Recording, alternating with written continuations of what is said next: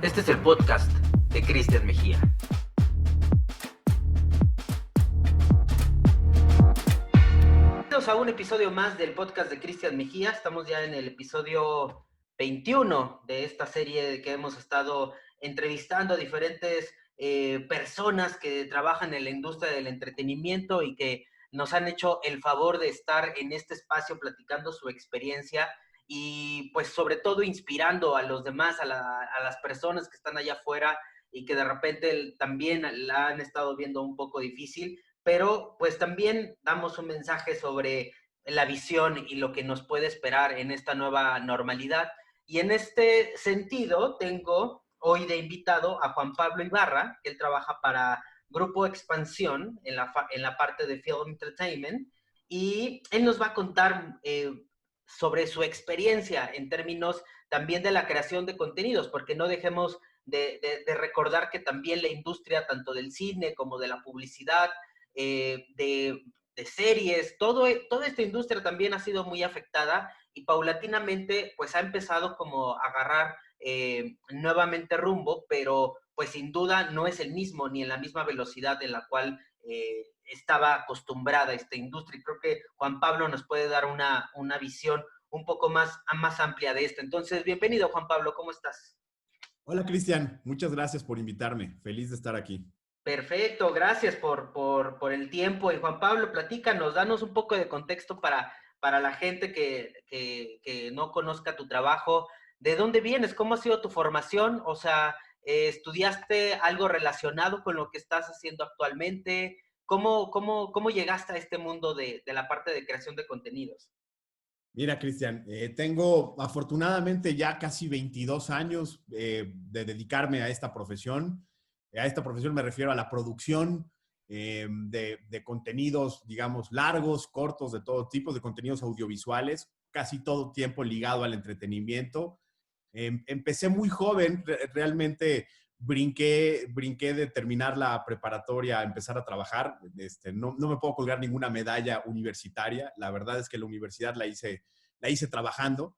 Empecé a los 17 años en este medio, como todos empiezan desde abajo, ¿no? Como asistente de producción. Estuve mucho tiempo también en la biblioteca de una casa productora grande, acomodando los materiales y demás, ahí muy joven a los 17. Y tuve la oportunidad, digamos, soy muy privilegiado, vengo de una familia que tiene muchos años dedicándose a esto, una familia con mucha experiencia en el medio, ¿no? Soy hijo de un escritor de televisión de muchos años, Luis Felipe Ibarra, soy sobrino de un productor como Epigmenio Ibarra que ha hecho muchas telenovelas y series y demás. Y obviamente eso me facilitó, y hay que aceptarlo, el privilegio antes que nada, eso me facilitó poder arrancar joven, ¿no? Y tener la oportunidad de llegar a donde quería estar, que era estar tras las cámaras trabajando. Y tuve la oportunidad de un par de años después de arrancar en Argos con Epigmenio, de pegar el brinco ya lejos del abrazo familiar, y estuve mucho tiempo en Televisa. Me tocó trabajar en el círculo más cercano de Pedro Torres durante muchos años. Hice 8 Big Brothers, la década del 2000 al 2010. Mucho reality show, sobre todo en esa época. Muy cercano como director de contenidos de esos reality shows. Tuve la oportunidad de trabajar con un hombre brillante que sin duda alguna es uno de mis más grandes maestros, que es Sergio Baiman, que es un gran escritor y productor argentino premiado y muy conocido en Argentina, que nos tuvimos que traer a México porque era pues, de los pocos latinoamericanos que habían hecho el formato de Big Brother, que ya se había estado haciendo en Argentina antes que en México. Y aquí vivió 5 años y estuve pegado a él y le aprendí muchas cosas, afortunadamente. Ahí es cuando empecé a tener más contacto con la ficción, ya que Sergio venía del mundo de la escritura y del desarrollo de guiones y biblias y demás. Y en el 2007 pude pegar el brinco a Televisa a empezar a colaborar en la dirección de nuevos formatos y contenidos, donde empezamos a producir los primeros esfuerzos de series de ficción distintas a las telenovelas. Me tocó ser ejecutivo a cargo de series como El Pantera, como Los Simuladores, como Terminales, como Hermanos y Detectives. Y Televisa tiene, ahora sí que siempre se lo voy a agradecer, a bien mandarme para aprender cómo se desarrollaban las series en Estados Unidos. Yo estuve en un cuarto de escritores en Los Ángeles un tiempo. Regresé a tratar de implementar el mismo método, donde descubrimos que había una figura que en México nos hacía falta, ¿no? Que si bien existía algo similar, no se comportaba como tal, que es el famoso showrunner, que es esta figura que está desde el principio, desde el génesis de la historia, en la creación, cuidando a esos personajes, trabajando con los directores para unificar criterios y que no sea cada capítulo una película distinta, ¿no? Que todo tenga una unificación y que es el que está de principio a fin, ¿no? Termina entregando los episodios editados a conformidad del cliente o del estudio. Y en México no existía, entonces empezamos a implementarlo y ya empecé a debutar como showrunner en algunos proyectos de series de ficción, para después tratar de pegar el brinco a la independencia y empezar a trabajar como empresario y tener mi propia casa productora, donde afortunadamente ya ahí tomó un buen rumbo mi carrera independiente, ya lejos de Televisa, en conjunto con mi hermano, Pipe Ibarra, que es un director ya muy experimentado, también de más de 20 años de trabajar, con mucha experiencia en publicidad, en piezas publicitarias, pero también ha dirigido ficción, ya varios capítulos de distintas series que le ha tocado dirigir y estamos a punto de arrancar la producción de su primer largometraje, que es una película que escribimos los dos, que nos tiene muy, muy felices. Y en ese camino de independencia con mi hermano, ¿no? Yendo a pichar series a Netflix, a Amazon y demás, logramos podernos juntar con un gran aliado que ha sido Grupo Expansión. Es un medio complicado el nuestro, hay mucha competencia, mucha. Necesitas de alguna manera fortalecerte y Grupo Expansión vio en nosotros a un aliado creativo y con mucha experiencia en producción y nosotros vimos en Expansión a un aliado que nos representa músculo, desde los temas publicitarios, porque es un gran medio, el Grupo Expansión de publicidad, digamos, donde puede uno anunciar sus contenidos, hasta en el tema financiero, legal y todos estos entramajes que son muy importantes para poder trabajar con estudios de primer nivel en Hollywood, pues Expansión nos fortalece, ¿no? Y empezamos a trabajar desde el 2018. Déjame apagar el WhatsApp para que no nos esté... Sí, no te preocupes. Mando. Empezamos a trabajar en septiembre del 2018 en conjunto y muy pronto se van dando las cosas. Funcionó la fórmula de juntarnos con alguien, con un aliado, con ese músculo y con los proyectos que ya traíamos de unos años atrás que habíamos desarrollado.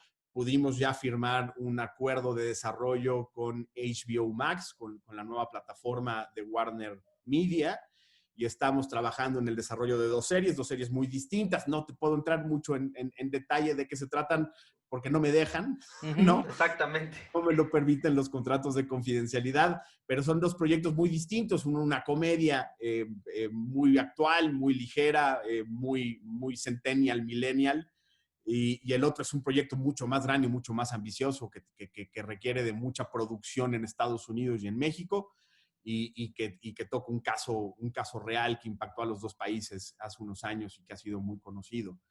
Y la película, como te decía, que estamos con un guión que nos costó mucho trabajo escribir porque somos novatos, ya escribimos nuestra primera película, pero trabajamos fuerte durante 2 años en ese guión y es una historia familiar, entrañable, que si todo sale bien, estamos empezando a filmar por ahí del 15 de enero y ojalá estrenando hacia finales del próximo año.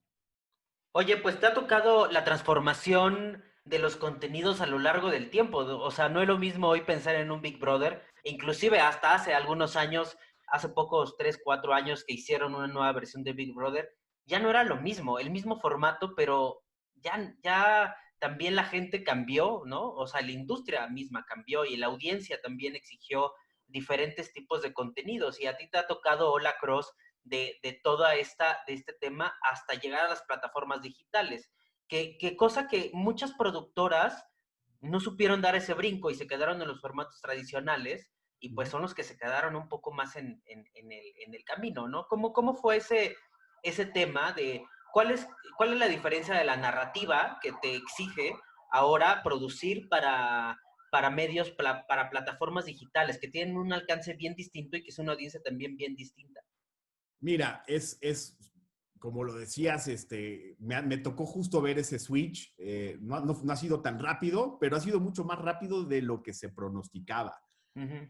A mí me tocó estar en un par de workshops, talleres en Televisa con asesores extranjeros que venían a explicarles a los productores en Televisa esto de las nuevas plataformas que estaban por venir. Te estoy hablando del 2010, me parece, 2009, 2010, de estas plataformas que ya estaban por ahí empezando a sonar y demás, y cómo había que prepararse a un mundo donde ya no solo era un contenido unidireccional, ¿no? Ya no solo era escribe una historia y ponla en pantalla y listo, ¿no? Sino era como también pensar en algo que empezaba a sonar en ese momento, que era el transmedia, ¿no? Uh-huh. Uno de esos asesores que vino, no recuerdo en este momento su nombre, un personaje muy interesante, que había funcionado como asesor para Hasbro, y no recuerdo cuál es el estudio que hace las películas de Hasbro, no sé si es Universal, para hacer Transformers. Okay. Cómo hacer de Transformers, que había sido una caricatura vieja y unos juguetes, una franquicia de cine, y es un tipo que se especializaba en eso, en transmedia, en cómo poder hacer película, serie animada, cómic, videojuego, figuras de acción, juguetes y demás. Y vino a dar esa plática para como enseñarles a los productores hacia dónde tenía que moverse el mundo. Y yo en esa reunión escuché a más de un ejecutivo muy importante de Televisa que estaban ahí decir que esto de las plataformas de streaming iban a empezar a sonar fuerte y a preocupar por ahí del 2025, ¿no? Imagínate. Y el señor los veía con cara de, no crean, va a ser más pronto. Bueno, ese era el pronóstico y los atropelló la realidad, Cristian. Claro. ¿No? Los atropelló la realidad. Evidentemente, hoy no solo es importante tener una buena anécdota que contar, vivimos muchos años de ver historias, perdón por el término, el anglicismo, pero se le dice plot driven, ¿no? Que lo que lleva la historia es la anécdota, y se transformó esto al character driven, ¿no? Al personaje, a generar estos grandes personajes que te puede provocar en un acto de compulsión aventarte 5 episodios en una tarde, Sí, ¿no? En sí, un sí. día. Eso antes no sucedía, tenías que esperar al siguiente día o a la siguiente semana a que estrenaran el episodio para ver el siguiente, y había que dosificarlo, y solo los que éramos muy loquitos íbamos a Mix Up a comprar la temporada completa en DVD para verla en un fin de semana, pero pues había que esperar a que llegara a México, ¿no? Uh-huh. Ahora estrenan la serie al mismo tiempo en Estados Unidos, en México y en Sudamérica y en todos lados. Y si logras enganchar al público, es posible que tus 8 episodios se vean en 3 días. Y eso es una cosa que además es importante para las plataformas. Ya no solo te miden por la cantidad de gente que te vio, sino por en cuánto tiempo te vieron. En Porque la eso velocidad, ¿no? Que lo consumiste, el producto. exactamente. Entonces, ha sido muy interesante, Cristian, realmente ver cómo no solo hay que ser mucho más rápido y conectar más rápido con la audiencia y no soltarla. Una de las cosas que nos siguen pasando a los latinoamericanos en las series AAA que están en las plataformas es que te dicen, dale oportunidad, ¿no? Dale un par de episodios y te vas a enganchar. No, no se vale. Hay tantas cosas puestas ahí que necesitas enganchar desde el minuto 3. No puede ir más allá. Tiene que ser como arranca Peaky Blinders, ¿no? Que al minuto 3 quieres conocer más sobre Thomas Shelby. No dices, bueno, le voy a dar chance a Peaky Blinders un par de temporadas para ver si me conecta. No, quieres saber más de Thomas Shelby desde que arranca la serie. Y en eso es donde estamos trabajando todos, ¿no? Donde estamos tratando de mejorar nuestros procesos de guión, porque a nivel producción somos potencia mundial. No me cabe ni la menor duda que, digo, no estoy inventando nada, ¿no? Tenemos a un Emanuel Lubezki con 5 Óscares, ¿no? Claro. Perdón, 3 Óscares. Tenemos a grandes directores como Guillermo del Toro, como Alfonso Cuarón, como Alejandro González Iñárritu. Tenemos grandes directores de arte. que también han sido Sonidistas, ¿no? sonidistas. Diseño sonoro, o sea, hay un montón de talento. Y también hemos tenido grandes escritores. Somos el país de Juan Rulfo, ¿no?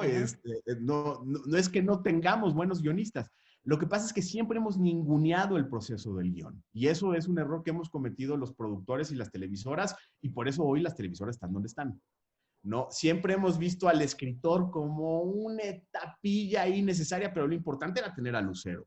Lo importante era tener... Y la historia la vas construyendo, ¿no? Inclusive rodando la telenovela se iba escribiendo, ¿no? Conforme se iba como pasando cosas, o sea, no había como un foco muy estricto en ese sentido de la narrativa. Y el escritor se tenía que enfrentar a escribir 120 episodios de 1 hora en 4 meses, obviamente con todos sus personajes y sus métodos muy bien organizados y más, porque no es fácil escribir 120 episodios, ¿eh? Hace mal el que ningunea el trabajo de la telenovela en ese sentido. Pero pues era un trabajo muy en solitario y el escritor lo que le urgía era terminar para arrancar la siguiente, y la siguiente, y la siguiente, y la siguiente. Cuando allá en Hollywood, si eres escritor de Sopranos o si eres escritor de Mad Men y es un éxito, vas a cobrar toda tu vida de Mad Men y de Sopranos. Okay. Hay regalías.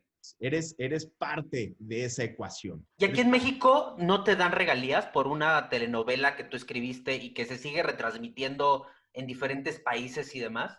Sí hay regalías, si eres parte de la sociedad de escritores, se llama SOGEM en México, pero no eres dueño de la propiedad intelectual.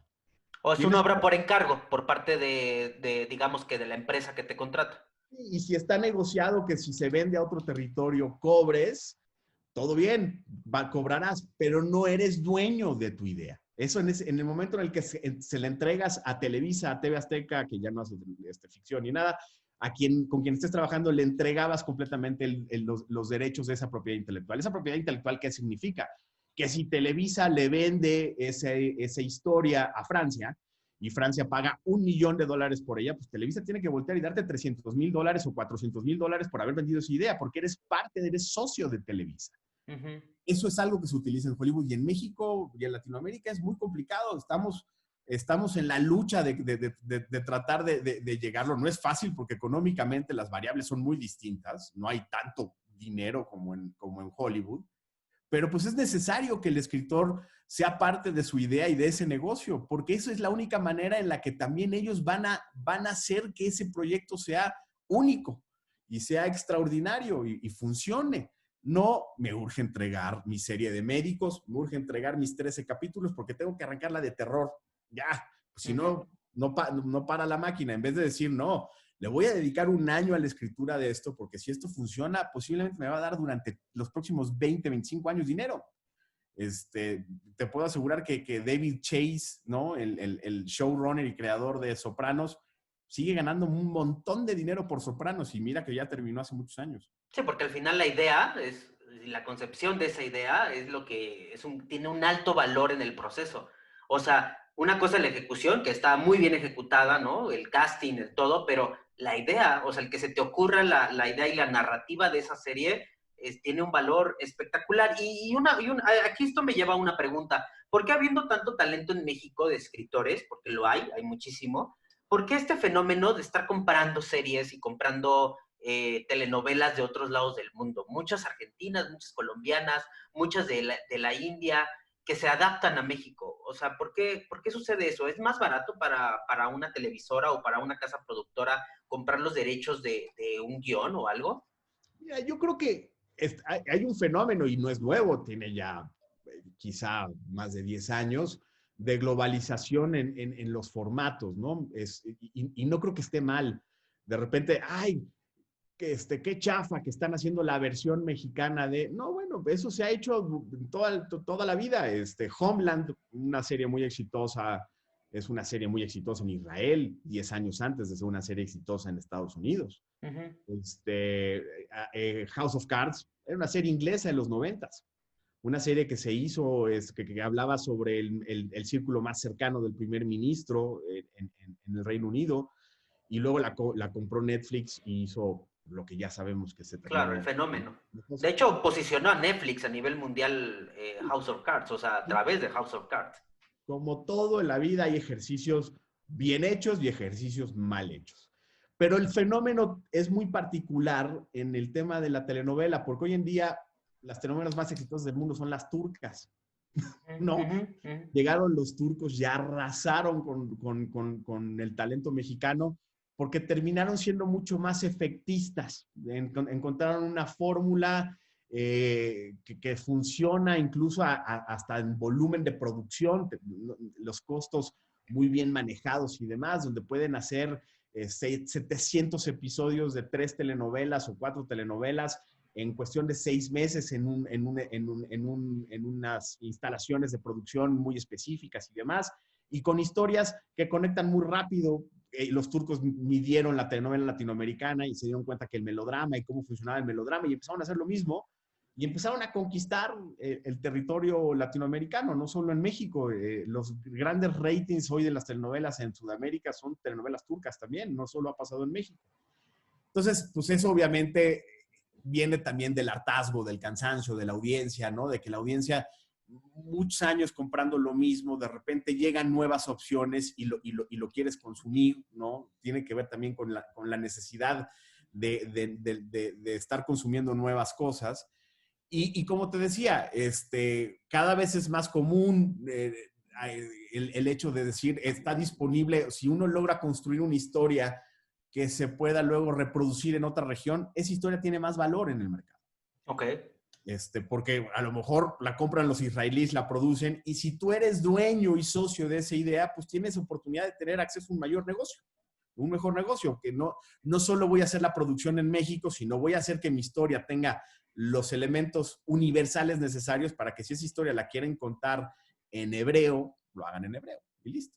El tema también es el equilibrio, ¿no? Entre qué tanto importas, ¿no? De contenidos y qué tanto usas al talento nacional para seguir haciendo. Que ahí, pues también vino otra conjetura, que son las plataformas digitales, que también, pues les dio cabida a muchos escritores que no tenían cabida en Televisa, por ejemplo, ¿no? O en otra productora, terminaron haciendo contenidos muy interesantes para plataformas digitales, ¿no? O sea, eso creo que también ha ayudado mucho para también dar un nuevo respiro a la industria, o sea, de dar nuevas posibilidades de trabajo y no quedarnos con dos grandes monstruos que producían contenidos y ahora, pues bueno, pues ya tenemos más opciones en dónde vender un contenido.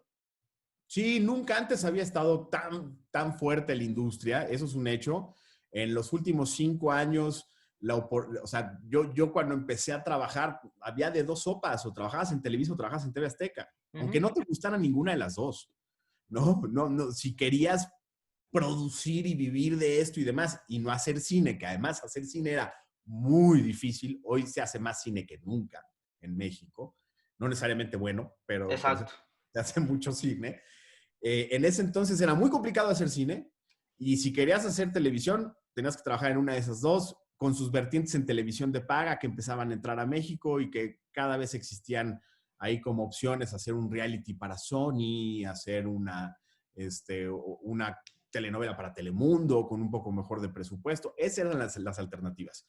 Llegaron las plataformas y esos intermediarios gigantescos que eran las televisoras mexicanas dejaron de jugar, digamos que una posición importante del juego.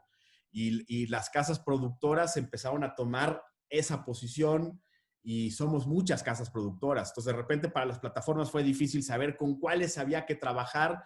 Y lo primero que hicieron fue irse con las que habían trabajado más los últimos años con las televisoras, ¿no? Con las que, digamos que generaban mayor confianza a nivel producción. Y luego empezaron a abrir también ventanas y oportunidades a entes más independientes. Y me parece que hoy hay muchísima gente, hoy no, perdón, estamos en medio del COVID, no, pero hasta antes del mes de febrero, pues nunca había visto tantas producciones en la calle en México al mismo tiempo. Y eso es muy gratificante. Ahora, no te imaginas la cantidad de gente que hay en la cola antes de llegar a producción, ¿no? Ahí es donde el embudo es muy complicado. Y si hablamos de que a lo mejor hay 7, 8, 9, 10 series mexicanas nuevas estrenadas por año, debe de haber 200 en los escritorios en desarrollo y debe de haber 20,000 queriendo presentar proyectos. Es muy, Ujú. muy complejo el camino, pero muy gratificante que hoy, no hoy, otra vez, se me olvida el COVID, es que lo quiero evitar. Que tengamos hoy, gracias a las plataformas, la oportunidad de darle trabajo a más personas, ¿no? Y de que tengas tú como profesional mucha más chance a dónde moverte. Y bueno, pues sí, sin duda un tema que nos atañe y que nos lleva a este programa, pues sí, es el COVID, ¿no? O sea, es algo particularmente mundial que paró la producción de grandes películas, puso en aprieto a grandes estudios. Hoy en día tenemos retrasos de estrenos hasta dentro de un año, ¿no? Y lo mismo con las series, lo mismo con muchas ideas y muchas cosas. A ti en particular, ¿cómo fue el proceso que te llegó esta pandemia a tu carrera? ¿Cómo te diste cuenta que esto ya venía en serio? ¿En qué estabas haciendo? ¿Qué consecuencias tuvo a nivel profesional y personal? Mira, somos muy afortunados en Grupo Expansión, justo en Film Entertainment, que no nos pegara tan fuerte porque estábamos en etapa de desarrollo y eso ha continuado, no se ha parado. Ujú. Estamos escribiendo. Entonces, los escritores se reúnen por Zoom, tienen sus sesiones de trabajo, tenemos sesiones de trabajo de varias horas por día, se ponen a escribir, luego hay que mandárselo al estudio, el estudio lo revisa, luego el estudio te pide que te conectes, te dan comentarios. En ese proceso hemos logrado que siga caminando y no teníamos en calendario ninguna producción que se haya tenido que interrumpir, porque hoy técnicamente es muy complicado filmar y sobre todo proyectos grandes, ¿no? La publicidad ahí ha ido retomando el rumbo, reduciendo el número de personas en los crews de producción al mínimo y ahí van, ¿no? Se ha estado filmando, pero no es fácil meterte a un foro, a hacer una producción de una serie donde necesitas a 90 personas o 70 personas trabajando contigo. Eso no se ha reactivado. Entonces, en ese sentido, no nos afectó tanto porque seguimos en el proceso. Seguramente nos va a afectar y hoy no lo tenemos de frente, entonces no ha sido fácil medirlo cuando pasemos a producción.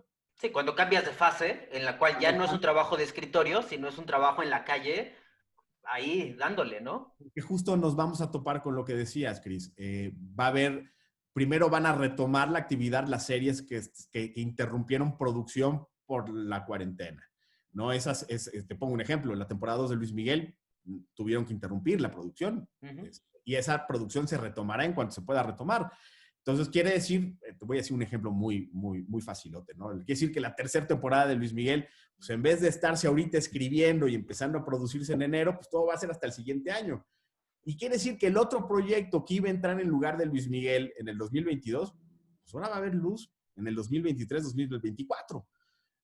Ahí se hizo, sé de muy buena fuente, por ejemplo, que Netflix dijo, ahorita no vamos a recibir nuevos proyectos. Nos vamos a esperar hasta enero, febrero, está cerrada la ventanilla. Ahorita no estamos escuchando nuevos pitches, ¿no? Porque hay un embudo. Claro. Entonces yo creo que eso ahí nos va a terminar afectando. Si teníamos muchas ilusiones y esperanzas de arrancar producción en el primer trimestre del 2021, posiblemente no sucede y tengamos que esperar un poco más. Ahí creo que es donde nos va a pegar, pero todavía no lo hemos visto. Donde ha sido muy duro es en la parte de la publicidad. Ahí sí ha sido tremendamente duro, ¿no? Pues ¿por qué me voy a anunciar en la calle o por qué voy a utilizar medios out of home y demás si la gente está en su casa?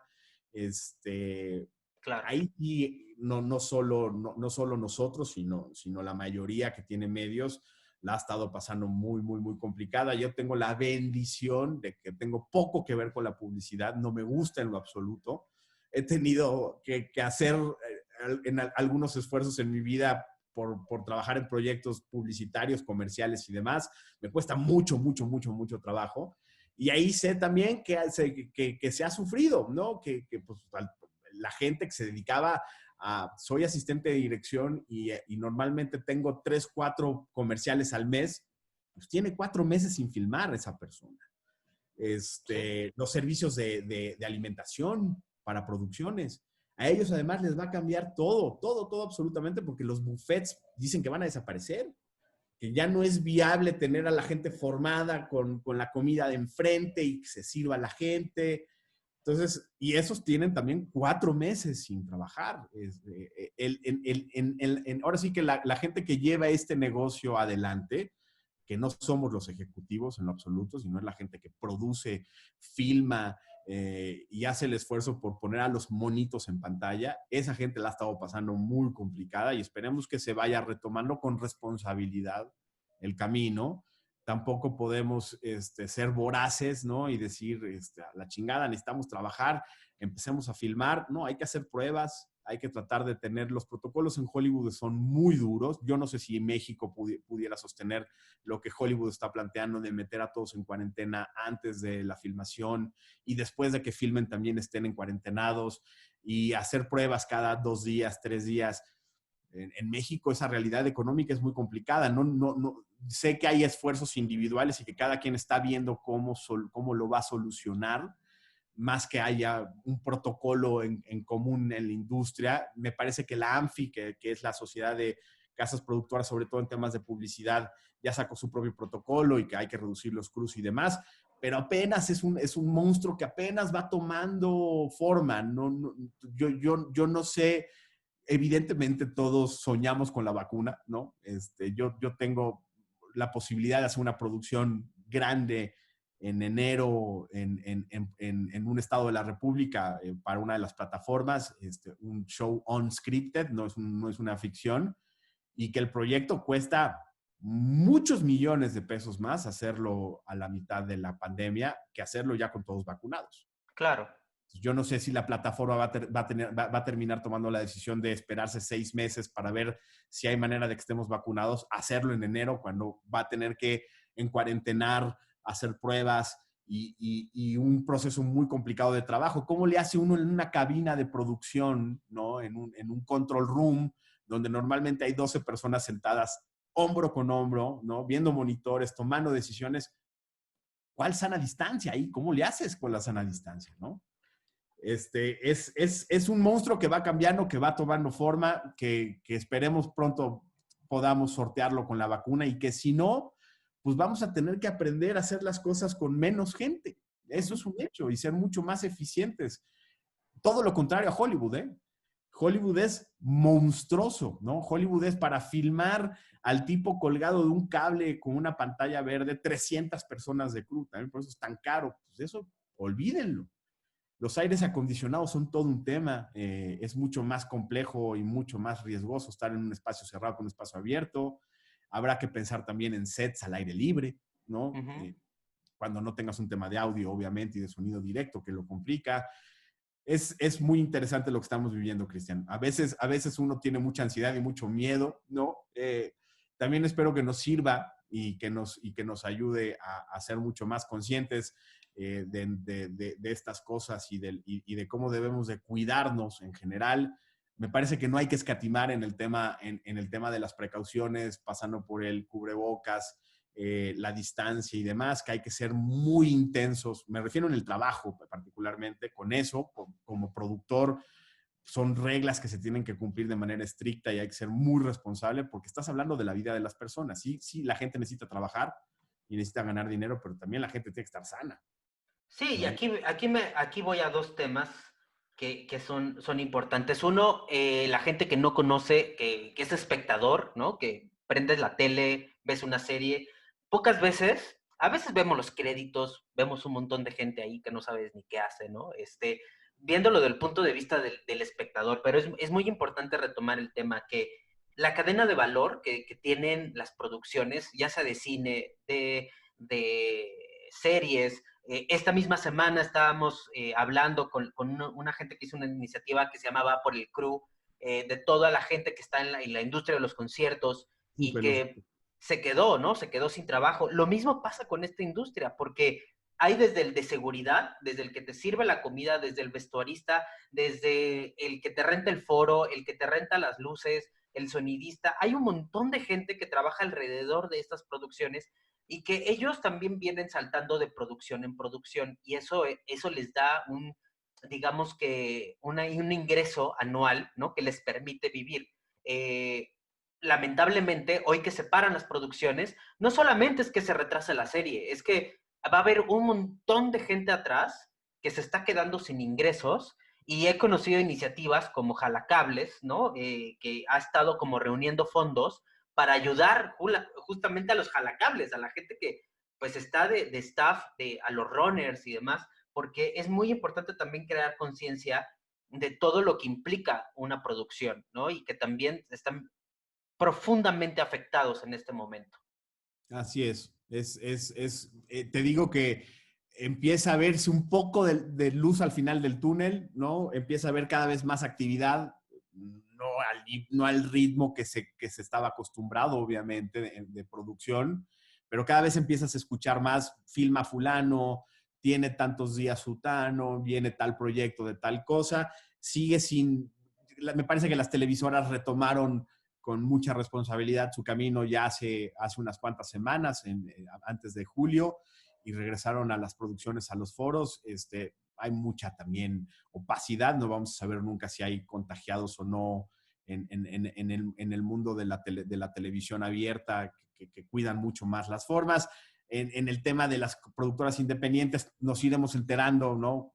Si hay contagiados y demás, pero pues urge que se retome, urge hacerlo, te digo, con mucha responsabilidad y asumir esta iniciativa también que tuvo Netflix. Desconozco los montos, no quisiera dar una cifra errónea, pero me parece que eran muchos millones de pesos que estaba dispuesto a proporcionarle a la industria justo del staff y del crew para que hubiera un fondo ahí para esta gente que no ha estado filmando.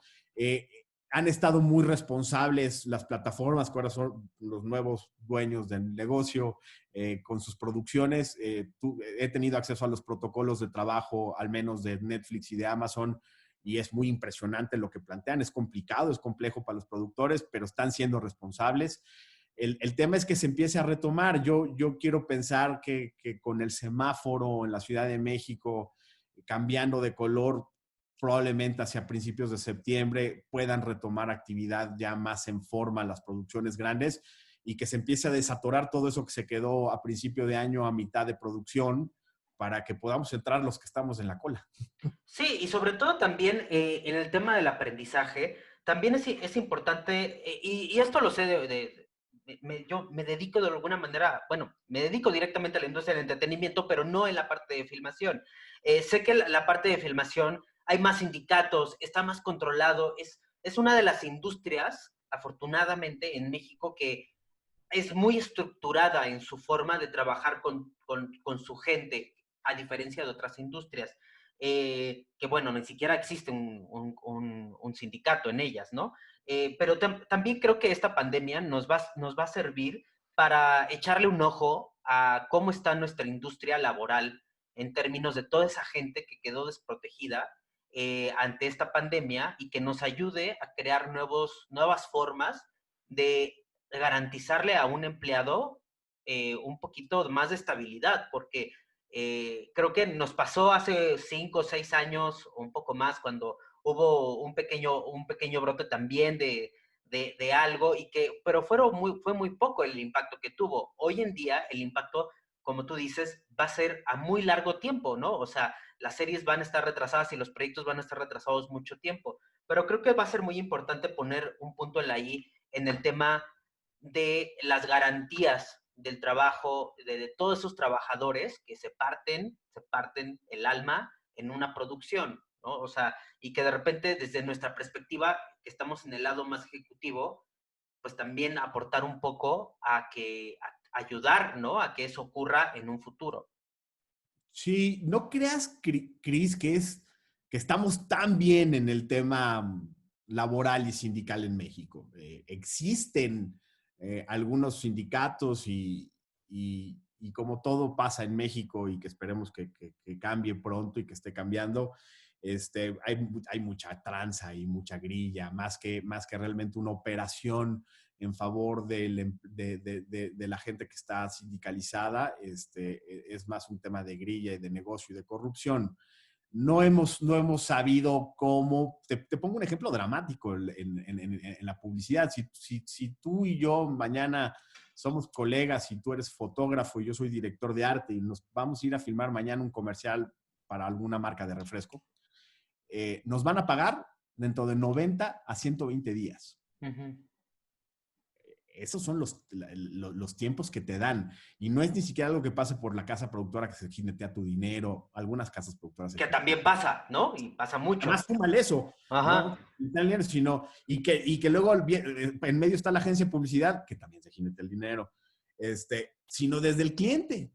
Entonces, cómo puedes tener una estabilidad económica, ¿no? En una industria donde los tiempos de pago son 120 días, 100 días, 90 días, cuando en muchos países te pagan a los 15 días, ¿no? Ujú, O, ujú. o Sí, tienes incluso toda la razón. te pagan al corte. Y luego pelear tu pago es una de las cosas más humillantes que puede haber en México. Estar queriendo que te contesten en la casa productora, que no te den largas, que no te vean la cara de güey. Llegas y ves al dueño de la casa productora bajándose en una camioneta de $1,500,000 y el señor te debe hace 6 meses, no te ha pagado los 35,000 pesos que te debe, Ujú, ujú. ¿no? Y luego vas a las agencias de publicidad y todo opulencia y unas oficinas gigantescas y preciosas, sí, pero no nos ha pagado el cliente y no te han pagado a ti. Es muy, muy, muy desgastante, es muy complicado para los crews de producción lidiar, ¿no? con esas fechas de pago. Ahora, justo la industria ha ido cambiando y se ha ido transparentando algunas cosas y empiezan a ver, el otro día escuchaba que es muy posible que muy pronto haya un sindicato de asistentes de dirección, cosa que va a funcionar, una organización donde todos ellos se organicen, donde se midan las horas extras, donde se paguen las horas extras, donde hay un tema de seguridad social en la medida en la que se pueda, que el crew esté asegurado, que si te rompes una pierna, no solo es que te lleven al hospital y paguen la cirugía, sino qué va a pasar con los 3 meses que no vas a poder trabajar. Claro, la consecuencia de eso, ¿no? Estamos en pañales, es muy curioso y yo te diría hasta lamentable, pero también eso genera una oportunidad de negocio para otros países. Venir a filmar a México es amigable por las pocas regulaciones que hay. Ujú. Es una paradoja muy, muy cabrona, porque filmar en Los Ángeles o filmar en Nueva York es una pesadilla. Sí, alguna vez me tocó ver en el centro histórico una filmación que estaban recreando una calle de Nueva York, entonces había coches, cambiaron todo, o sea, y yo me quedé pensando, o sea, sí, claro, o sea, me imagino que les debe haber salido la mitad tratar de recrear una calle de Nueva York en México que en el mismo Nueva York, ¿no? Está 7 veces más caro hacer esa escena en Nueva York que en México, ¿no? Y además en Nueva York tienen que pagarle al sindicato y el que tiene que mover el coche de la grúa donde llegaron los coches de época para la filmación y es el chofer encargado de poner ese coche en escena, tiene un sindicato. Mm. Y el que manejó la grúa y trajo los coches es otro sindicato. Y todos con regulaciones y a todos tienes que llenar formularios y con todos tienes que tener diálogo abierto y si uno levanta la mano, te paró el llamado y que te paren un llamado pueden ser cientos de miles de dólares en un día perdidos. Es una pesadilla, ¿no? Por eso también es la industria que es y representa lo que representa las producciones de ese tamaño, ¿no? Y yo respeto mucho y me parece que debería de ser como deberíamos de trabajar todos, con regulaciones, pero creo que también se pasan de lanza, ¿no? Ujú. Es Necesitamos un punto medio en todo esto. en todo esto. Y en México es todo lo contrario, ¿no? En México hay una total negligencia y apertura, ¿no? Las horas extras les vale madre a todos, te pagan cuando quieren, si es que te pagan.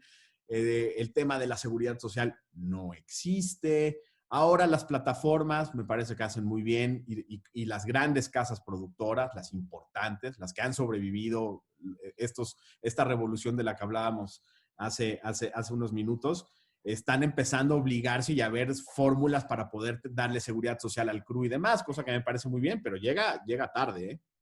Sí. Sí, yo creo que esta pandemia no, también, sin duda, en esta y en muchas otras industrias, Ojalá que tomemos conciencia de esto y que podamos establecer nuevas formas de trabajo, porque no nos puede volver a pasar esto y que haya tanto desempleo, ¿no? O sea, hoy en día cada vez escucho más y de mis conocidos, amigos, el amigo del amigo, que se ha quedado sin empleo, ¿no? Se han quedado sin proyectos y que ha sido muy difícil sobrevivir y que pues han terminado haciendo otra cosa. En la mejor de las medidas se ponen a cocinar o a lavar carros o lo que sea, lo que se les ocurra para poder llevar comida a su casa. El extremo de esto es que también hay gente que tiende a tomar una mala decisión y va y te asalta y te quita el celular, ¿no? Entonces, no nos puede volver a pasar que estemos tan desorganizados las industrias en general, en este sentido de dejar tan desprotegidos a las personas que están al lado de nosotros creando proyectos. No, estoy de acuerdo, completamente de acuerdo contigo, evidentemente, pero bueno, son también imponderables de la vida que es muy complicado de medir y sobre todo de saber cuánto tiempo va a durar, ¿no? Yo conozco, por ejemplo, tengo conocidos que son hoteleros, ¿no? Que tienen su negocio en la hotelería y que decían, pues, tenemos fondos para mantener a nuestros empleados 3 meses. Imagínate lo que debe ser para una cadena hotelera, mantener a todo un staff de un hotel 3 meses, pues es un chingo de dinero. No hay dinero que alcance para mantener a toda tu base de empleados 6 meses, ¿no? 5 meses. Pues ahí es donde todo empieza a ser inviable y donde estamos inmersos en esta crisis mundial sin precedentes, ¿no? Evidentemente, y va a terminar siendo muy interesante luego cómo vamos a resolver creativamente nuestras historias post-COVID, ¿no? ¿Cómo vamos a hablar de la pandemia, ¿no? ¿Cómo hay que estar muy atentos de qué hicieron los directores después de la Segunda Guerra Mundial, ¿no? Y cómo empezaron a tratar las historias y a tocar el tema de la Segunda Guerra Mundial en las historias, porque es tan grande como eso, me parece. Y sí, pues llegar a la pensión universal, ¿no? Me parece que es algo que deberíamos de tener en la mira, que no es fácil, ¿no? No es fácil decir, hay un salario universal para todos los mexicanos y aún así, ¿cómo le haces para sobrevivir con 3,000 pesos, ¿no? Mensuales, que eso es lo que un gobierno te puede dar como un ¿Se salario, puede dar? 4,000, 5,000 pesos. Es algo extraordinario, muy, muy, muy, muy grande lo que nos pasó, muy, muy complicado, que creo que se ha ido, que se va solucionando como se pueda. Creo que es muy difícil quererlo anticipar. Sí creo que tendríamos que reforzar el tema de la seguridad social. Sí creo que toda persona debería de estar tranquila con acceso a salud, ¿no? A un sistema de salud digno, donde uno pueda estar tranquilo y no estar angustiado porque no pudo pagar el seguro de gastos médicos, porque pues ya dejó de filmar, entonces lo primero que sacrifica es el seguro de gastos médicos. ¿Y qué pasa si me da coronavirus? ¿O qué pasa si me tienen que operar del apéndice y tuve que cancelar el seguro de gastos médicos? Resolver esas cosas que creo que tendríamos que resolver como país y que Y ojalá también estén. como sociedad, ¿eh? También de ser uno consciente de también en la medida de lo posible, en la cultura del ahorro, ¿no? Porque todos los que estamos en esta industria, pues somos muy volátiles en estas circunstancias, ¿no? Afortunadamente tú y yo tenemos trabajo de alguna forma, pero hay gente que no tuvo esa misma fortuna. Pero creo que hoy mismo yo he sido más consciente del tema monetario, ¿no? Y he tratado de ahorrar un poco más, ¿no? Para cualquier circunstancia. Sé que estoy hablando desde un lado muy privilegiado y que no es la realidad allá afuera de mucha gente, lo sé, pero en la medida de lo posible, sí tener pues un guardadito que te ayude a sobrevivir también a ti como empleado. O sea, no todo es el tema del empleador, sino tú también como empleado, como creador o demás, tener esa responsabilidad, sobre todo en estas industrias creativas que somos tan volátiles en estas circunstancias. No, culturalmente estamos muy, muy, muy atrasados en México en el tema del ahorro, me incluyo, no soy para nada quien hablar del tema como no tengo autoridad moral para hablar del tema, porque soy un desastre financieramente. Afortunadamente, tengo una aliada, compañera, pareja desde hace 14 años que me ayuda a entrar en razón y que me administra, porque yo soy un desastre, pero es algo que evidentemente hoy te das cuenta de lo importante que es. ¿no? Saber que tienes un colchón, ¿no? Que tienes una red de contención ante una crisis así, que tienes ahorros y que puedes aguantar. Todos estamos con restricciones salariales, ¿no? En las grandes empresas, han tenido que recurrir a ese plan de emergencia de hablar con la gente y decirle, hay menos dinero, aguanta. Y esto obviamente significa pues que tienes que tener mucha más precaución en tus gastos y demás. Creo que también va a ser un gran aprendizaje en ese sentido. Puedo ser muy frívolo en lo que te voy a decir y ofrezco una disculpa a tu audiencia, ¿no? Pero lo que gastaba uno en Uber Eats, ¿no? Pobres de los Uber, ¿no? Evidentemente ahí es donde te das cuenta de cómo se afecta toda la cadena en la economía nacional, pero pues yo gastaba mucho dinero en eso. Y ahora no, se cocina todos los días y se lava platos y demás, y se trata de cuidar los recursos en ese sentido. Pero bueno, pues ahí hay muchísima gente afectada, ¿no? El otro día platicaba con un amigo cercano. Yo me gastaba 1,000 pesos semanales en tanque de gasolina por las distancias que recorría a la oficina y demás, 1,000 pesos a la semana, ese es mi tanque de gasolina. En los peores momentos del costo de la gasolina, que luego fue bajando durante la pandemia. Hoy me gasto 500 pesos al mes. Claro. Perdón, a la quincena. 500 pesos a la quincena. Pues imagínate lo que le afecta a la economía nacional eso, ¿no? Cuando sobre todo además todo está tan cargado en el tema de los energéticos y de la gasolina. Es tremendo, pero sí está uno mucho más consciente y creo que en ese sentido es donde tenemos que sacarle provecho a la tragedia. Y cuando esto pase, tener conciencia de qué pasa si vuelve a pasar, porque va a volver a pasar. Claro. Eso es un hecho. Y cómo estar mejor preparados y cómo preparar mejor a las siguientes generaciones, cómo concientizar a la gente, ¿no? Cómo se abrió un poquito la llave y la gente salió y fue a las playas y a los centros comerciales. Y hay historias trágicas, ¿no? En montones de familias donde aflojaron un poquito y contagio y todavía mucho peor, ¿no? Gravedad e incluso muerte. Creo que tenemos que ser más conscientes en general. Somos muy endebles. También darnos cuenta de eso es muy interesante. Ya Es, dábamos por hecho todo, ¿no? O sea, que podías salir, que podías hacer, viajar, lo que sea, y nos demostraron que no. y qué fácil un bichito puede acabar con nosotros, ¿no? Eso es algo que nos tiene que ayudar a aterrizar en muchos sentidos. Yo soy un padre muy, muy, muy feliz de tener una hija maravillosa de 9 años que trato todos los días de platicar con ella y concientizarla de estas cosas que estamos hablando tú y yo, porque me interesa que tenga conciencia de lo que está pasando, pero pues también me preocupa su mente, ¿no? Me preocupa sus angustias y me preocupa sus preguntas, ¿no? De cuándo va a pasar esto, van a estar bien mis abuelos, voy a estar bien yo. Son cosas que yo no viví a su edad, por más de que nos tocó el sismo del 85, ¿no? Sí, No sí, sé si te sí. tocó a ti, Cris, pero a mí sí, y lo recuerdo muy bien, pues tenía yo 6 años, 7 años, 8 años, 8 años tenía. Lo recuerdo muy bien y fueron momentos muy complicados. Afortunadamente en mi familia todo estuvo bien y no hubo tragedia familiar, pero pasó. Llevamos 4 meses, 5 meses, ya ni siquiera sé cuánto tiempo llevamos, ¿no? Y los niños, por ejemplo, ¿cómo se entretienen? Todo el No, su día. sistema educativo, cómo ha cambiado, o sea, sus amigos, ¿no? O sea, el ir a la plaza, el ir al cine, eso no existe. No, relacionarse, el contacto social de los niños con otros niños. Muchos de estos niños llevan 5 meses encerrados con adultos que además están con unos temas de ansiedad y de depresión y de angustia tremendo.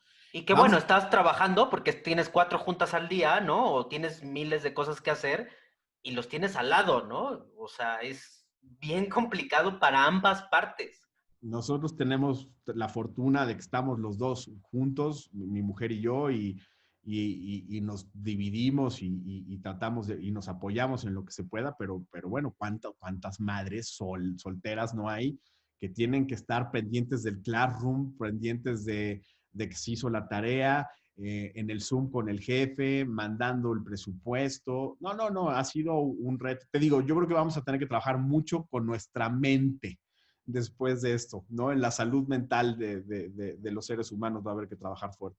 Y también el lado positivo de esto es que, espero que sea un lado positivo, es que también se crean nuevas historias, que existan nuevas narrativas, que existan nuevos contenidos, que salgan a partir de esto y que un poco nos enseñen esta realidad, ¿no? Y que se deje un precedente en el mundo, ¿no? De lo que está pasando ahora, ¿no? Porque hoy estamos dentro de, va a ser muy diferente verlo esto en 5 años, ¿no? Pero creo que los contenidos nos ha servido mucho para eso, para dejar registros de estos momentos, de grandes momentos de la historia. Hoy tenemos documentales del 85, hoy ya tenemos documentales del 2017, ¿no? Y que son cosas que van trascendiendo en la historia, ¿no? Y creo que también va a ser importante que a nivel contenidos tengamos esos registros. Sí, no, no es muy, es en ese sentido, eh, con todo el respeto a las víctimas y a los que la más difícil han visto, va a ser muy interesante cómo podamos abordar lo que nos sucedió en nuestras historias, como te decía hace rato, ¿no? Me parece que habrá muchas cosas que contar. Es muy interesante, Unreal Heroes, me parece que se llama, de Amazon, es una serie documental de cómo a media pandemia y entender cómo lo resolvieron a nivel producción, cómo filmaron en varios lugares de Estados Unidos a distintas personas que estaban involucradas, ¿no? En el sector salud, trabajando en comedores comunitarios y demás. Si no lo has visto, te lo recomiendo mucho. Creo que no es Unreal Heroes, pero sí es Heroes algo. Luego te lo comparto por WhatsApp. Perfecto. Es muy interesante, es muy conmovedor, ¿no? Ver a estos héroes que realmente son los que se la han rifado. O sea, desde que arrancó la pandemia, empezaron los contenidos a evolucionar. Y eso es algo muy interesante, ¿no? Como no he tenido la oportunidad de ver una, pero se me antoja, ¿no? Ahora hay teatro, ¿no? Y te conectas el viernes a las 8 de la noche, están los actores, y los ves desde la pantalla y disfrutas la obra de teatro. O conciertos, ¿no? Los conciertos, los contenidos cortos, filmados desde el celular, en la casa. Mi hermano tuvo la oportunidad de dirigir un cortometraje hace unas semanas muy interesante con Martín Altomaro y Joana Murillo, y todo se hizo a larga distancia y te digo, muy interesante. En ese sentido, nos vamos a volver más creativos y más eficientes. Sí, hay un consumo brutal de contenidos en esta época, sí.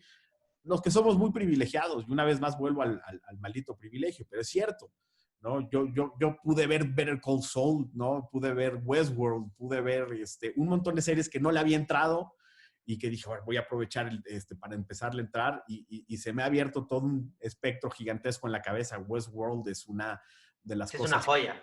más maravillosas que he visto en mi vida, ¿no? Y Better Call Saul es tan grande y tan fantástica como Breaking Bad, te lo juro. Yo pensé que me daba un poco, medio la había ninguneado, ¿no? No, no, es fantástica. En ese sentido, me he dado la oportunidad de conocer historias que no le había entrado. Killing Eve es una joya, una producción inglesa fantástica, con Sandra Oh, que es esta gran actriz norteamericana. Te decía hace rato Peaky Blinders, que la había abandonado en la segunda temporada, y dije, le voy a terminar con Peaky Blinders, ¿no? Ha habido oportunidad de consumir mucho y de entender también, eso nos va moldeando, ¿no? En mi caso en particular, como showrunner y como productor, me ayuda a entender hacia dónde quiero llevar las historias en las que estoy trabajando, ¿no? Porque sí, son un ejemplo. Los ingleses son un ejemplo para hacer series, y por supuesto que Hollywood también hace cosas muy, muy, muy interesantes, ¿no? Y es lo interesante de las plataformas, como de países que ni siquiera esperábamos o conocíamos a profundamente sus contenidos más populares, llega de repente una serie como Dark, ¿no? Que es súper interesante, ¿no? Y que con actores que ni siquiera hablan inglés, ¿no? Entonces, eso también creo que las plataformas nos han acercado a nivel global a contenidos que antes ni siquiera teníamos acceso a ellos, ni siquiera los conocíamos, no hubiéramos tenido oportunidad de ver series tan maravillosas como Dark, ¿no? En ese El, ejemplo. Te pongo ejemplos latinoamericanos. El presidente, la serie de Amazon que habla sobre FIFA Gate, es un fenómeno mundial.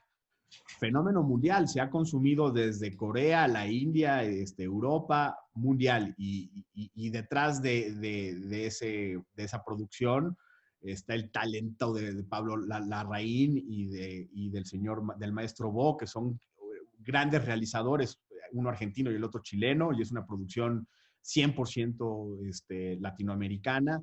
el fenómeno de hace unos años de Club de Cuervos, ¿no? Claro, de hecho fue la primera producción que se hizo en México para Netflix. Yo tuve una reunión por aquellos años, me parece que por ahí del 2017, en las oficinas de Netflix, y hablaban de un fenómeno en Asia de Club de Cuervos gigantesco, ¿no?